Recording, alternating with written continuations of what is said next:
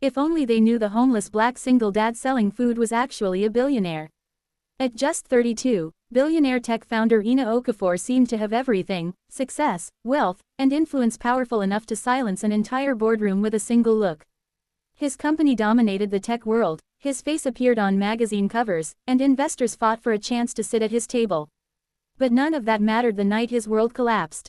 2 years earlier, a tragic accident had taken the life of his wife, Amara, leaving Oena alone with their newborn son, Cairo. The loss shattered him in ways money couldn't fix. The board expected him to return to work. The media expected strength. The world expected the billionaire genius to keep winning. Instead, he disappeared. Without telling anyone, not his board, not the press, not even his closest friends, Oena stepped away from his empire. The company announced he was taking an extended leave. Behind the scenes, executives quietly took control, assuming he would never return. But Oena had another plan. He sold his penthouse, quietly transferred control of his businesses to a blind trust, and walked away from the life that had once defined him.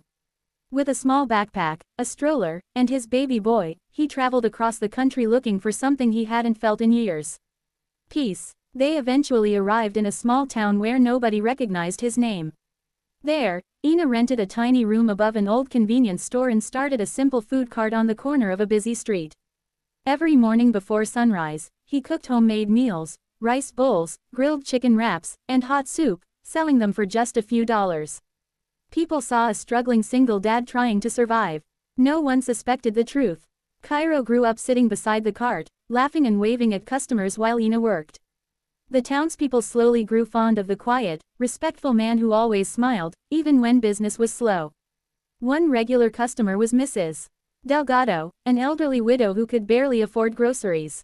Every afternoon she came by asking for the cheapest item. Oena always handed her a full meal and said softly, "Today's special, no charge." Another regular was Marcus, a construction worker raising 3 kids on his own. Sometimes he'd pay, sometimes he couldn't. Oena never made him feel ashamed. To them, Oena was just a kind man struggling like everyone else. But behind the quiet routine, he was watching how people treated someone they believed had nothing. One rainy afternoon, the town's wealthiest businessman, Victor Halstead, stopped by the cart with 2 associates. They were visiting the town to purchase several properties and redevelop the area. Victor glanced at Oena's cart with clear disgust. "You should move this thing," he said coldly. "It makes the street look poor." Oena calmly handed him a menu. "Everyone deserves to eat," he replied politely. Victor scoffed. "People like you should learn your place." The workers nearby fell silent. Oena simply nodded and served the next customer. Days later, construction signs appeared around the neighborhood. Rumors spread that the food cart area would soon be demolished to build luxury shops. Many small vendors would lose their livelihoods. Marcus looked worried one morning. "They're pushing us out," he told Oena. "People like us don't matter to them." Oena didn't respond. But that night, in the small room above the store, he opened his laptop, something he rarely touched anymore. The screen filled with financial dashboards, company ownership reports, and investment accounts worth billions.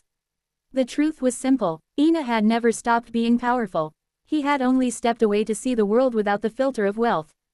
The next morning, life continued as usual at the cart, until a black convoy of luxury vehicles rolled slowly down the street. Men in suits stepped out. One approached Oena respectfully. "Sir," he said quietly, "the board meeting is ready." "They've been waiting." The entire street froze. Victor Halstead, who happened to be walking nearby, stared in disbelief. "What is this?" he asked. The suited man turned to him calmly. "You're speaking to Mr. Oena Okafor, founder and majority owner of Okafor Technologies." Silence fell like a storm. Victor's face drained of color. The same man he had mocked was worth more than every property deal he planned to make. But Oena wasn't angry. Instead, he looked around at the street vendors, the workers, and the people who had shown kindness when they believed he was just another struggling father. Then he said something no one expected. "I've decided to invest in this neighborhood." Within months, everything changed. Instead of luxury towers pushing people out, Oena funded community businesses, renovated buildings without raising rents, and created scholarships for local children. Marcus was given funding to start his own construction company. Mrs. Delgado received a fully paid home renovation. The street vendors were offered permanent storefronts, rent-free. As for Victor Halstead, His redevelopment deal quietly disappeared when Oena's company purchased the entire project.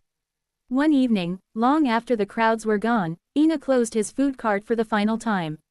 Cairo, now a cheerful toddler, clapped as his father lifted him into his arms. "Are we rich again, Daddy?" the little boy asked innocently. Oena smiled. "We were never poor," he replied softly. "We were just learning what really matters." And as the sun set over the quiet street that had unknowingly sheltered a billionaire, the townspeople finally understood something powerful. Sometimes the richest person in the room is the one no one notices. 1500 WAD.